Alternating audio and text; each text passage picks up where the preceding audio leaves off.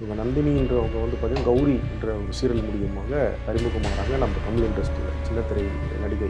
Double action நடிக்கிறனால ரொம்ப அதிகமாகவும் வந்து பேசப்படுறாங்க. கடந்த திங்கட்கிழமை அன்று அவங்க வந்து தூக்கிட்டு தற்கொலை செய்துட்டாங்க அப்படின்னு சொல்லி ஒரு நியூஸ் பரவலாக வந்துச்சு. அவங்களுடைய பாய் ஃப்ரெண்ட் புனித்துன்னு சொல்லி அவரை வந்து மீட் பண்ணிவிட்டு ஒரு 11:30 மணிக்கு அவங்க தங்கியிருக்க அந்த பிஜி பேயிங் சொல்லக்கூடிய பிஜிக்கு வந்து ஒரு 11:30 மணிக்கு போகிறாங்க. ஃபோன் எடுக்கல. ஃபோன் ரொம்ப நேரம் அடிச்சுக்கிட்டு இருக்கேன், ஒரு 1/2 hour ஃபோனை எடுக்கல. ஸோ டவுட் வந்ததுக்கப்புறமா புனித்தாங்க வந்துட்டு அந்த ரூமை உட சொல்லி பார்க்குறாங்க. பெங்களூர் கெங்கேரி காவல் நிலையத்தில் வந்து அவங்களுடைய பிரேத உடலை வந்து எடுத்து விசாரணை செய்திக்குள்ள பார்க்கும்பொழுது அவங்க டைரி வந்து எழுதுகிற பழக்கத்துக்கு டைரியில் வந்து எழுதியிருக்காங்க. என்ன எழுதியிருக்காங்க அப்படின்னு பார்த்தீங்கன்னா, சீரியல் நடிச்சுக்கிட்டு இருக்க நம்ம ஒரு ஃபேமிலி வந்து ஒரு எஜுகேட்டட் ஃபேமிலி, ஒரு ஃபியூச்சர்ஸாக இருக்கும், நீயும் அப்பாவுடைய அந்த வேலையை கம்பேரிசன் எடுத்துக்கன்னு சொல்லி வற்புறுத்திருக்காங்க. அதன் காரணமாக டிப்ரெஷனில் இருந்தேன், சீரியல் கொடுக்க வேணா நாங்கள் குடும்பத்தை சொன்னனால அந்த மன விரக்தியில் லவ் பண்ணிட்டு இருந்தாங்க, இல்லை வீட்டில் ஒத்துக்கல, வீட்டில் வந்து கல்யாணம் பண்ணிட்டு சொன்னாங்க, அதனால தான் இறந்துட்டாங்கன்ற ஒரு விஷயம் நான் பேசுகிறேன். முன்னணி நடிகையாக அந்த சின்னத்திரையில் இருந்த விஜய் சித்ரான்னு சொல்லி அவங்க 2002 டிசம்பர் மாதம் தான் தூக்கிட்டு தற்கொலை செஞ்சிருந்தாங்க. அவங்க எல்லாருக்கும் வந்து பார்க்கும்பொழுது ஒரு எப்படி விஜய் சித்ரா இருந்தாங்களோ அதே மாதிரி தான் நந்தினியும் வந்து 26 வயசு தான் ஆகுது. ஆனால் எப்படி அவங்க தற்கொலை பண்ணிப்பாங்க? இது கொலையாக இருக்க வாய்ப்பு. சார் வணக்கம் சார். வணக்கம் சார். பிரபல சீரியல் நடிகை நந்தினின்றவங்க பார்த்தீங்கன்னா பெங்களூரில் அவங்க தங்கியிருந்த வீட்டில் பார்த்தீங்கன்னா தற்கொலை பண்ணியிருக்காங்க சார். இதுக்கு முன்னாடி ஒரு 2 வாரத்துக்கு முன்னாடி பார்த்தீங்கன்னா அதே மாதிரி ஒரு சீரியல் நடிகை ராஜேஸ்வரின்றவங்களும் தற்கொலை பண்ணிக்கிட்டாங்க. இது தொடர்ச்சியாக நடக்குது இல்லையா சார்? இதை பற்றி கொஞ்சம் டீட்டெயிலாக சொல்லுங்கள். இவங்க நந்தினின்றவங்க வந்து பார்த்தீங்கன்னா கௌரி என்ற ஒரு சீரியல் மூலியமாக அறிமுகமாகறாங்க நம்ம தமிழ் இண்டஸ்ட்ரியில் சின்னத்திரை நடிகை. அவங்க யாருன்னு பார்த்தீங்கன்னா மகாபல்லேஸ்வரி, அப்புறம் பசவ ராஜேஸ்வரியுடைய மூத்த மகள். அவங்க ஒரு பிஇ பட்டதாரி, பெல்லாரியில் வந்து ஒரு பிஇ பட்டதாரி அவங்க படித்து முடிச்சிருக்காங்க. 2019 தொடர்ந்து சின்னத்திரையில் வந்து நடிச்சிட்டு வராங்க. எங்கன்னா கன்னட சீரியலாக வராங்க. இதுதான் அவங்களுடைய முதல் சீரியல் தமிழில், இந்த கௌரின்ற சீரியல். அதுவும் டபுள் ரோலில் அவங்க நடிக்கிறாங்க, 2 ஆக்ஷனாக. டபுள் ஆக்ஷன் நடிக்கிறனால ரொம்ப அதிகமாகவும் வந்து பேசப்படுறாங்க. கடந்த திங்கட்கிழமை அன்று அவங்க வந்து தூக்கிட்டு தற்கொலை செய்து சொல்லிட்டாங்க அப்படின்னு சொல்லி ஒரு நியூஸ் பரவலாக வந்துச்சு. அவங்களுடைய பாய் ஃப்ரெண்ட் புனித்துன்னு சொல்லி அவரை வந்து மீட் பண்ணிவிட்டு ஒரு 11:30 மணிக்கு அவங்க தங்கியிருக்க அந்த பிஜி பேயிங் சொல்லக்கூடிய பிஜிக்கு வந்து ஒரு 11:30 மணிக்கு போகிறாங்க. போனவங்க வந்து இவருக்கு ஃபோன் பண்ணி எடுக்கலன்னா அவர் வீட்டிலேருந்து தான் போகிறாங்க. ஃபோன் எடுக்கல. இன்னொன்று ஒரு சந்தேகப்பட்டு என்ன பண்ணுறாரு, பிஜியோட மேனேஜர் கிரண்ருக்கு ஃபோன் பண்ணி ஃபோன் ரொம்ப நேரம் அடிச்சுக்கிட்டு இருக்கேன், ஒரு 1/2 hour ஃபோனை எடுக்கல, என்னன்னு கொஞ்சம் பாருங்கன்னு சொல்லி சொன்னோன்னா அவரும் போய் அது கதவு தட்டுறாரு, பிஜி அந்த ரூமு. இவங்க கதவு திறக்கல. ஸோ டவுட் வந்ததுக்கப்புறமா புனித்தாங்க வந்துட்டு அந்த ரூமை உட சொல்லி பார்க்குறாங்க. அவங்க ஹேங்கிங்கில் இருக்காங்க, தூக்க மாட்டிட்டு. அதுக்கப்புறமா அவங்க அங்கே இருக்க அந்த பெங்களூர் கெங்கேரி காவல் நிலையத்தில் வந்து இந்த அவங்களுடைய பிரேத உடலை வந்து எடுத்து விசாரணை செய்திக்குள்ள பார்க்கும்பொழுது அவங்க டைரி வந்து எழுதுகிற பழக்கம் வச்சுருக்காங்க. டைரியில் வந்து எழுதியிருக்காங்க. என்ன எழுதியிருக்காங்க அப்படின்னு பார்த்தா, என்னுடைய தந்தையார் வந்து கடந்த 2021 காலமாயிட்டார். என்னுடைய தந்தையும் தாயும் கவர்மெண்ட் டீச்சர்ஸு. அவர் இறந்ததுக்கப்புறமா அவருடைய வேலையான அந்த அரசாங்க வேலை, அவர் டீச்சரை வேலை பார்த்துருக்காரு இல்லையா, கம்பேஷனட் டவுன் உங்களுக்கு கொடுக்குறேன்னு சொல்லியிருக்காங்க. இவங்களை தொடர்ந்து அவங்க தாயார் குடும்பத்தாரம் வந்து அந்த வேலையில் சேர்ந்துருக்கீங்க, எதுக்கு வந்து சீரியல் நடிச்சுக்கிட்டு இருக்க, நம்ம ஒரு ஃபேமிலி வந்து ஒரு எஜுகேட்டட் ஃபேமிலி, ஒரு டீச்சர்ஸாக இருக்கும், நீயும் அப்பாவுடைய அந்த வேலையை கம்பேஷனில் எடுத்துக்கன்னு சொல்லி வற்புறுத்திருக்காங்க. அதன் காரணமாக டிப்ரெஷனில் இருந்தேன், என்னால் சரி வர சீரியல் நடிக்க முடியல, இதே எண்ணம் ஓடிக்கிட்டு இருந்துச்சு, இந்த சீரியல் உனக்கு வேணாம் நாங்களோட குடும்பத்தார் சொன்னனால அந்த மன விரக்தியில் நான் தூக்கிட்டு தற்கொலை செய்துக்கிறேன், என்னுடைய சாவுக்கும் யாருக்கும் அந்த சம்மந்தம் கிடையாது, மனவிருந்தம் தற்கொலை செய்து ஒரு நோட் ஒன்று டைரி எழுதிச்சிருக்காங்க. அதை அந்த கெங்கேரி காவல் நிலையத்தினர் அந்த அவங்க எழுதி வச்சிருக்க அந்த மரண வாக்குமூலம்னு சொல்லி அவங்க இறந்ததுக்கப்புறமா முன்னாடி இந்த டைங் டிக்ளரேஷன் சொல்லுவாங்களே, ஆனால் அவங்க முன்னாடி எழுதிட்டாங்க, என்னுடைய சாவுக்கும் யாருக்கும் அந்த சம்மந்தம் கிடையாது, என்னுடைய வீட்டார்கள் வந்து தொடர்ந்து சீரியல் நடிக்க வேண்டாம், நீ வந்து கம்பேஷனல் கவுனில் வேலைக்கு போக சொல்கிறாங்க. அவங்க தகப்பனரோட வேலையை வந்து உங்கள் மகள் இல்லையா, இவங்களுக்கு அந்த வேலை கொடுக்குறாங்க. இவங்களுக்கு வந்து 26 வயசு தான். ஊடகங்கள் சில சொல்கிறாங்க அவங்க தொடர்ந்து கல்யாணம் பண்ணிக்க சொல்லி அவங்க வீட்டார்கள் வந்து டார்ச்சர் செஞ்சதுனால அவங்க வந்து சூசைட் பண்ணிட்டாங்கன்னு சொல்லிட்டு. அது உண்மை இல்லை. ஏன்னா கெங்கேரி காவல் நிலையத்தில் அவங்க வச்சுருந்த அந்த டைரியில் இந்த விஷயம் படி எங்களுடைய தகப்பனார் கடந்த 2020 இறந்துட்டாரு, அவருடைய பணியை வந்து கம்பேஷனட் கிரவுண்டில் நான் செய்ய சொன்னாங்க. சீரியல் நடிக்கிறதுலாம் நல்லா இருக்குமா, நம்ம குடும்பத்துக்கு ஒத்து வராது இல்லையா, நீ வந்து டீச்சர் அப்பாவுடைய வேலையே வருது, நீ டீச்சராக போகலான்னு சொல்லி தொடர்ந்து சொல்லிட்டு இருந்தாங்க. ஆனால் என்னுடைய ஆசையை நான் நல்லா ஒரு பெரிய நடிகையாக ஆகணும்னு ஆசை. தொடர்ந்து விஷயங்கள் வரும்போது என்னால் அது ஏற்றுக்க முடியல, அதனால் நான் அந்த முடிவை தற்கொலை முடிவை வந்து செஞ்சுக்கிறேன் அப்படின்னு சொல்லிட்டு அவங்க அந்த இறக்கறதுக்கு முன்னாடி எழுதியிருக்காங்க. அதை தான் அவங்க வந்து கெங்கேரி காவல் நிலையத்தை அந்த டைரி லிட்ரேச்சர் வந்து பப்ளிஷ் பண்ணுறது. ஆனா இது காவல்துறை வந்து அதிகாரப்பூர்வமா சொல்றாங்க சார். ஆனா இந்த சமூக வலைதளங்கள் எல்லாம் பார்த்தீங்கன்னா, இவங்க வந்து லவ் பண்ணிட்டு இருந்தாங்க. இல்ல வீட்ல ஒத்துக்கல. வீட்ல வந்து கல்யாணம் பண்ணிக்க சொன்னாங்க. அதனால தான் இறந்துட்டாங்கன்ற மாரி விஷயங்கள்லாம் பேசுறாங்களே சார். உங்களுக்கு தர ஒரு விஷயம் கிடையாது. ம். ஏதாவது ஒரு விஷயம் கிடைச்சாலே இன்னைக்கு எல்லார் கையிலும் மொபைல் ஃபோன் வந்துருச்சு. ம். எல்லாருமே வந்து சோஷியல் மீடியாவில் அவங்களுக்கு ஏற்ப கருத்துக்கள், அதாவது ஒருத்தரை வந்து தாழ்த்துறதும் உயர்த்துறதும் அவங்கவுங்க கையில் இருக்கு. மொபைல் ஃபோன் இஷ்டத்துக்கு போடுறாங்க. இந்த எழுதுகிற இன்சிடென்ட்டு அந்த கெங்கேரி காவல் நிலையத்தில் வந்து அந்த ரூமில் அவங்க தங்கியிருந்த அந்த பிஜியில் இருந்து எடுக்கப்பட்ட அந்த டைரியில் இருந்த நோட்ஸ் தான் அவங்க சொல்கிறாங்க. இது ஊரை சொல்லுவாங்கள்ல, ஒரு புள்ளி வச்சோம் கோலம் போட்டு ஒரு பெரிய வரைபடமாக காமிச்சிருவாங்கன்னு, அதே மாதிரி தான் இந்த கதையிலையும். ஆனா அதுவும் இல்லாம ஒரு பிரபலமான சீரியல் நடிகை வேற இல்லையா சார்? ஏன்னா 2 வாரத்துக்கு முன்னாடி ஒருத்தவங்க இறக்குறாங்க. அவங்களும் இதே மாரி லெட்டர் எழுதி வச்சுட்டு தற்கொலை பண்ணிக்கிறாங்க. இது தொடர்ச்சியா நடக்குது இல்லையா சார்? இல்லை, தொடர்ந்து ஒருத்தருடைய எண்ணங்கள் வந்து மாறப்படும் பொழுது, தனிமையை வந்து உணரும் பொழுது, நம்ம இந்த உலகத்தில் வாழ்கிறதுக்கு பதில் வாழாமே போயிடலாமேன்னு சொல்லி நினைக்கிற அந்த ஒரு தற்கொலை செய்யறது ஒரு தைரியம் வேணும். அப்போனா எந்த அளவு அவங்க மனசு வந்து உடஞ்சிருப்பாங்க. தற்கொலை எதற்கும் தீர்வு கிடையாது.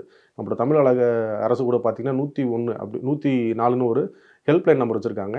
அது தற்கொலை எண்ணம் வந்தாலே அவங்களுக்கு அந்த ஹெல்ப்லைன் நம்பர் கால் பண்ணாலே அந்த எண்ணத்தை வந்து மாற்றுறதுக்கு கவுன்சிலிங் கொடுக்கறதுக்கான ஒரு பிரத்யேக நம்பர் தான் அது. ஸோ அந்த தற்கொலை என்பது வந்து எந்த ஒரு விஷயத்துலையும் வந்து ஈடாகாது. இதே மாதிரி நம்ம முன்னணி நடிகையாக அந்த சின்னத்திரையில் இருந்த தமிழ் சீரியல் விஜய் சித்ரான்னு சொல்லி அவங்களும் 2002 டிசம்பர் மாதம் தான் தூக்கிட்டு தற்கொலை செஞ்சிருந்தாங்க. அதே டிசம்பர் மாதம் திருமணசி பக்கத்தில் இருக்க ஒரு நட்சத்திர விடுதலை தான்.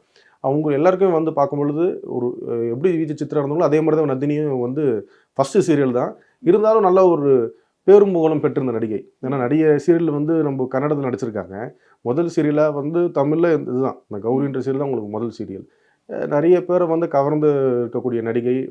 அந்த சீரியலில் இருக்க சின்னத்திரை உலகில் வந்து அவங்க புதுசாக தடம் பதிச்சிருந்தாலும் அவங்கள பற்றி நல்ல விதமாக தான் நிறைய பேர் சொல்கிறாங்க. சரி, காக்கும் பொழுது ஒரு சில விஷயத்தினால ஒரு மன நிம்மதி இல்லை, ஒரு குழப்பமாக இருக்குது அப்படின்னும் பொழுது கவுன்சிலிங் போகிறது பெட்டர். அவங்களோட உயிரை வந்து மாற்றிக்கிறனால எந்த ஒரு பிரோஜனமும் இல்லாமல் போயிருது. இல்லை, நம்ம ரொம்ப பிரபலமாக இருக்கோம், ஒரு சீரியல் நடிக்கிறோம், எல்லாருக்கும் நம்மள தெரியும். ஆனால் 26 வயசு தான் ஆகுது. ஆனால் எப்படி அவங்க தற்கொலை பண்ணிப்பாங்க? இது கொலையாக இருக்க வாய்ப்பாக இருக்காது? இல்லை, ஏன்னா அவங்க வந்து காவல்துறை நம்ம வந்து அதுக்குள்ளே விசாரணை வளத்துக்குள்ளேயோ இல்லை என்ன ஆச்சு நம்ம போய் பார்க்கல. சொல்கிற விஷயங்களை தான் நம்ம கேட்குறோம். அங்கே இருக்க பெங்களூருடைய கெங்கேரி காவல் நிலையத்தினர் விசாரணை செய்ததில் 11:30க்கு அவங்களுடைய ஆண் நண்பரான புனித் வீட்டில் இருந்து தான் வராங்க. நான் வந்துட்டு நான் போகிறேன் நாளைக்கு ஷூட்டுக்கு அப்படின்னு சொல்லிட்டு தான் வராங்க. ரீச் ஆகிட்டாங்களா இல்லையான்னு சொல்லி அவர் புனித் வந்து கிராஸ் வெரிஃபை பண்ணிட்டு கால் பண்ணுறாரு. இவங்க ஃபோனே எடுக்கல. ஒரு அரை மணி நேரமாக எடுக்கணும் பொழுது தான் அந்த பிஜியுடைய மேனேஜருக்கு ஃபோன் பண்ணி கிரண்றவருக்கு கொஞ்சம் செக் பண்ணுங்க, நான் ஒரு அரை மணி நேரமாக ஃபோன் பண்ணிக்கிட்டு இருக்கேன், ஃபோனே எடுக்கலன்னு சொல்லும்போது சந்தேகத்துக்கு அப்புறமா தான் அவங்க போய் கதவு தட்டுறாங்க, திறக்கல. அப்புறம் உடச்சு பார்த்ததுக்கப்புறமா அவங்க ஹேங் பண்ணியிருக்காங்க.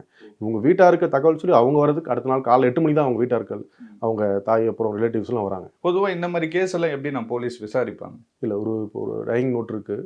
இப்போ ஒரு இடத்துல சந்தேகம், இப்போ விஜய் சித்ரா அவங்களுடைய மரணத்தெல்லாம் பார்த்தீங்கன்னா சந்தேகமாக இருக்குன்னு சொல்லிட்டு அவங்க பெற்றோர்களே வந்து புகார் கொடுத்துருந்தாங்க. அந்த புகாரின் அடிப்படையில் அவங்களுக்கு ஏற்கனவே நிச்சயம் ஆயிருந்தது.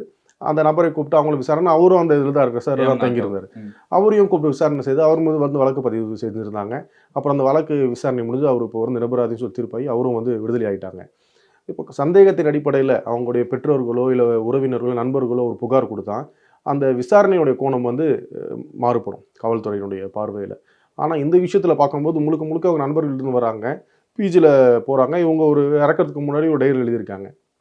இவங்க அவங்க குடும்பத்தாரோ நண்பர்களோ வேறு யாராவது புகார் கொடுத்து இல்லை அவங்களுடைய மரணத்தில் எங்களுக்கு சந்தேகம் இருக்குது, இந்த வழக்கு இந்த வழக்கை வந்து இன்னும் நீங்கள் தீவிரமாக விசாரிக்கணும் அப்படின்னு சொல்லும் பொழுது காவல்துறையினர் வந்து இந்த வழக்கை வந்து விசாரணை செய்யும் கோணம் வந்து வேற்று விதமாக இருக்கும். இதை வந்து தற்கொலைன்னு கன்ஃபார்ம் பண்ணிடுவாங்களா, இல்லை இதை வந்து அவங்க வீட்டில் கம்ப்ளைண்ட் கொடுத்தா தான் இதை மேற்கொண்டு விசாரிப்பு? நார்மலாக வந்து இப்போ 174 சொல்லி இயற்கைக்கு மாறான மரணம் அப்படின்னு சொல்லி தான் முதல் தகவல் அறிக்கையில் வந்து பதிவு செஞ்சுருப்பாங்க. அவங்களுடைய பாடி வந்து போஸ்ட்மார்ட்டம் செய்வாங்க. அந்த மருத்துவ அறிக்கையில் அந்த ஹேங்கிங் தானா, அந்த மருத்துவரையும் தெரிஞ்சிடும் ஹேங்கிங் தானா, இல்லை அவங்க வந்து இறந்த நேரம் ஒரு சுமாராக ஒரு 5 மணி நேரம் 6 மணி நேரத்துக்கு முன்னாடி மரணிச்சாங்க அப்படின்னு சொல்லி ஒரு அந்த டாக்டர் ரெக்கார்டு வரும் போஸ்ட்மார்ட்டம் பண்ணும் பொழுது. அதில் ஏதாவது ஒரு மெடிக்கல் டேர்ம்ஸில் மாறி இருந்துச்சுன்னும் பொழுது காவல்துறை அதுக்கேற்ற மாதிரி நடவடிக்கை எடுக்க ஆரம்பிச்சிடுவாங்க. புகார் இருக்குதோ இல்லையோ அவங்களுடைய மரணத்துக்கான காரணம் வந்து வேற ஒரு விதமாக இருந்துச்சுனாலே அவங்களுடைய விசாரணை கோணங்கள் மாறும். ஏன்னா எல்லாருமே பேசக்கூடிய ஒரு விஷயம்னா, அவங்க வீட்டில் 1 வீக் இருந்தால் கூட பரவாயில்லண்ணா, அவங்க வந்து ஷூட்டிங் ஸ்பாட்லேருந்து தான் வராங்க, அன்றைக்கி நைட்டு தான் வந்திருக்காங்க, வீட்டுக்கு போயிருக்காங்க, திரும்ப அந்த ஹோட்டலுக்கு போயிருக்காங்க. ஆனால் உடனே தற்கொலை பண்ணிக்க வேண்டிய அவசியம் இருக்காது இல்லையா? ஏன்னா இது வந்து ஒரு வேலைக்கு போக சொல்றாங்க, லவ் பண்றாங்க, இல்ல கல்யாணம் பண்ணிக்க இது ஒரு பெரிய ரீசனா இருக்காது இல்லையா? இல்ல அவங்களோட வீடு வந்து விஜயநகரம் மாவட்டம். அவங்க வந்து அங்க இருந்து அவங்க வீட்ல இருந்து கூட வரல. அவங்க பேயிங் கெஸ்ட்டா தான் ஒரு ரூம்ல இருக்காங்க. ஏன்னா, அவங்களுடைய அந்த சீரியலுக்கு ஏத்த மாரி நியர்பை இருக்கணுன்றதுக்காக நியர்பை இருக்காங்க. இப்ப பார்த்தீங்கன்னா, அவங்க இறக்கறதுக்கு முன்னாடி 1 வாரத்துக்கு முன்னாடி தான் மொத்த யூனிட்டுமே சென்னைக்கு ஷிஃப்ட் ஆயிருக்காங்க. ஏன்னா, அங்க ஷூட்டிங் ப்ராசஸிங் கொஞ்சம் நல்லா இருக்கும்ன்ட்டு. அவங்க அன்னைக்கு லாஸ்ட்டு இந்த ஷூட் முடிச்சுட்டு தான் அவங்க ஆண் நண்பர பார்த்ததுக்கு அப்புறமா தான் பிஜிக்கு போறாங்க. அவங்க வீட்டுக்கு கூட போல. ஏன்னா வீட்ல இருந்தா தொடர்ந்து எனக்கு தொந்தரவு குடுக்குறாங்க. இந்த அரசாங்க வேலையில வந்து நீ சேரு. நம்ம குடும்பத்துக்கு தேவையில்லாத விஷயங்கள் இந்த இதில வந்து நடிக்கிறது, சீரியல்ல நடிக்கிறது செய்றதெல்லாம், ஒரு அரசாங்க ஊதியம் வருது. நம்முடைய உன் தந்தையுடைய வேலையே உனக்கு கம்பென்ஷன்ல குடுக்குறாங்க. நீ அத இது பண்ணிக்கலாம்ன்னு சொல்லி அவங்கள ப்ரெஷர் பண்ணும்பொழுது, அவங்க வீட்ட விட்டு ஒரு பேயிங் கெஸ்ட்ல போயிருக்காங்க. ஏன்னா அவங்களும் அதே பெங்களூர் தான் வீடு இருக்கு. ஆனா வீட்ல இல்லாம ஒரு பேயிங் கெஸ்ட் இருக்க காரணம் என்னன்னா, அவங்களுடைய எய்ம் இருக்கும். அவங்களுடைய எண்ணங்கள் வந்து மாறுபட்டிருக்கனால, அவங்களுடைய துறையில அவங்க சாதிக்கணுன்ற ஆசையில இருந்திருக்காங்க. தொடர்ந்து அவங்கள அவங்க குடும்பத்தினர் இந்த வற்புறுத்தனால தான் இந்த விஷயத்த நான் செஞ்சேன். அப்படின்னு சொல்லி தான் அவங்க வந்து செஞ்சேன் அப்படின்னு சொல்லி எழுதி வைக்கிறாங்க.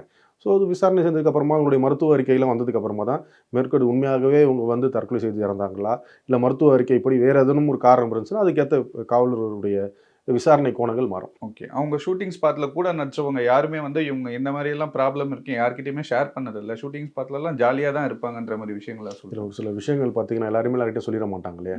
அவங்களுடைய கஷ்டங்கள உள்ளுக்குள்ளேயே வச்சிருப்பாங்க. வெளிய வந்து காமிச்சுக்கிறது சந்தோஷமா இருக்க மாரி காமிச்சுக்குருவாங்க. அவங்களுக்கு எந்த பிரச்சனையும் இல்லாத மாரி காமிச்சுக்குருவாங்க. அவங்க தனிப்பட்ட அவங்க இருக்கும்போது தெரியும் அவங்களுக்கு என்னென்ன பிரச்சனை அவங்க ஃபேஸ் பண்ணி வந்திருக்காங்கன்னு சொல்லிட்டு. ஒருத்தர் இருக்கும்பொழுது தெரியாது. இல்ல அது அவங்க மறந்ததுக்கு அப்புறமா தான் அவங்களுடைய விஷயங்கள் எல்லாமே வெளிய வரும். ஒருத்தர் வந்து கெட்டவனா இருக்க மாரி நடிச்சுக்குருவாங்க. ஆனா உள்ள பார்த்தா ரொம்ப நல்லவனா இருப்பாங்க. ஸோ ம். கேரக்டர் வந்து யாருமே வந்து டிசைட் பண்ண முடிவு பண்ண முடியாதுல்ல. இப்ப இவங்க சீரியல் நடிகை பிரபலமா இருக்காங்கன்றனால இந்த மாரி கேஸ் எல்லாம் தற்கொலை பண்ணிக்கிறாங்கன்னு நம்ம பேசுறோம். ஆனா இது தொடர்ச்சியா நெறைய நடக்குது இல்லையா? இந்த கடந்த 5 வருஷம், 10 வருஷத்துல பார்த்தீங்கன்னா, நெறைய சின்ன சின்ன பொண்ணுங்கலாம் வந்து தற்கொலை பண்ணிக்கிறாங்க இல்லையா? இது எதனால? டிப்ரஷன் ம். முதல் காரணம். ஒரு பார்த்தீங்கன்னா, ஒரு சீரியல்ல வந்து எங்கேஜ் ஆயிருப்பாங்க. அடுத்த ஒரு வாய்ப்பு இருக்கும். அவங்க அடுத்தது சின்ன திரையிருந்து வெள்ளித்திரை மூவ் ஆகணும்னு நினைப்பாங்க. ஒரு சில அவங்களுடைய வருமானங்கள்ல சிக்கல், இல்ல வந்து ஃபேமிலி இஷ்யூஸ், இல்ல பெர்சனல் இஷ்யூஸ், இந்த வாழ்க்கை நெறிமுறைகளா இருக்கும். அது வெளிய இன்னொருத்தர்ட்ட சொல்லி அவங்களால அந்த தகவல்கள் சொல்ல முடியாது. ஒரு ஆறுதல் கிடைக்காதுன்ற காரணத்தினால அவங்க இந்த மாரி தவறான முடிவுகள் எடுக்குறாங்க. எந்த ஒரு விஷயத்துக்கும் தற்கொலை ஒரு தீர்வே கிடையாது. ஏன்னா, இறைவனால படைக்கப்பட்ட ஒரு அரிதிலும் அரிதான ஒரு உயிரினம் பார்த்தா மனித உயிரினம். அந்த ஒரு வாழ்க்கை புருஷன் திருப்பி வந்து கொண்டு வர முடியாது. ஸோ தற்கொலை வந்து எதுக்குமே தீர்வாகாது. எந்த ஒரு விஷயமா இருந்தாலும் அவருடைய நெருங்கிய நண்பர்கள் கிட்டயோ, இல்ல யார்ட்ட சொல்ல முடியும்னா கவுன்சிலிங் சென்டர்ஸ் இருக்கு. அங்க போய் கூட ஏன்னா ஒரு 3ஆம் மனிதர்ட்ட சொன்னா கூட சில விஷயங்கள் மாறும் இல்லையா? நெறைய அதுக்காக பேர் கவுன்சிலிங் காலேஜ் சென்டர்ஸ் இருக்கு. படிக்கிறாங்க, ஸ்கூல் படிக்கிறாங்க. இவங்கலாம் கூட ஒரு டிப்ரஷன்ல இந்த மாரி பண்றாங்களே. டிப்ரஸான ஒரு விஷயம்னும் பொழுது, இப்போ முன்னாடிலாம் பார்த்தீங்கன்னா 10ஆம் வகுப்பு வந்து அந்த போர்ட் எக்ஸாம்ல ஃபெயில் ஆயிட்டாலாம் சூசைட் பண்ணிக்கிருவாங்க. ஸோ இப்படி பண்ணா நம்ம வீட்ல வந்து எதுவும் பண்ண மாட்டாங்க. நம்ம தோல்வி அடைஞ்சிரும். அப்படிலாம் இல்ல. அடுத்த கட்டம் இருக்குல்லன்னா, அதுக்கு அடுத்த அட்டெம்ப்ட். ஸோ ஒரு விஷயம் வந்து மாறுது அப்படின்னா, அடுத்தது இன்னும் பெஸ்ட் நம்மளுக்கு ஏதோ காத்திருக்குன்றனாலதுக்காக தான் நம்ப ஒரு விஷயத்துல வந்து தோல்வி அடைஞ்சிருக்கோம்னு நெனச்சுட்டு, அடுத்த கட்டத்துக்கு மூவ் ஆனோம்னா, இந்த விஷயங்கள் எல்லாமே மாறிடும். ரித்தனியா பார்த்தீங்கன்னா, வரதட்சணை கொடுமை. இந்த மாரி பெண்கள் நெறைய பேர் வந்து தப்பான முடிவுகள எடுக்குறாங்க இல்லையா? இல்ல தொடர்ந்து அதான் சொன்னேன். ஏற்கனவே சொன்னது தான். அந்த தற்கொலை என்பது எதுக்கும் தீர்வு கிடையாது. காவல் நிலையம் இருக்கிறது, நீதிமன்றங்கள் இருக்கிறது, அதேமாரி கவுன்சிலிங் சென்டர்ஸ் இருக்கு. யாராவது யார் மூலியமாவது மிரட்டப்படுகிறார்கள், இல்ல பயமுறுத்தப்படுகிறார்கள்னா, அடுத்து காவல்துறை இருக்கு. காவல் நிலையத்துல புகார் தர போறாங்க. காவல் நிலையம் நீதிமன்றங்கள் இருக்கு. தற்கொலை எதுக்குமே தீர்வாகாது. ஸோ தற்கொலை செய்றதுக்கு பொழுது, அவங்களுடைய வாழ்க்கையை அடுத்த கட்டத்துக்கு மூவ் பண்றதுக்கான விஷயங்கள மட்டும் யோசிச்சாலே, இது வந்து தீர்வாக இருக்கும். ரொம்ப நன்றி.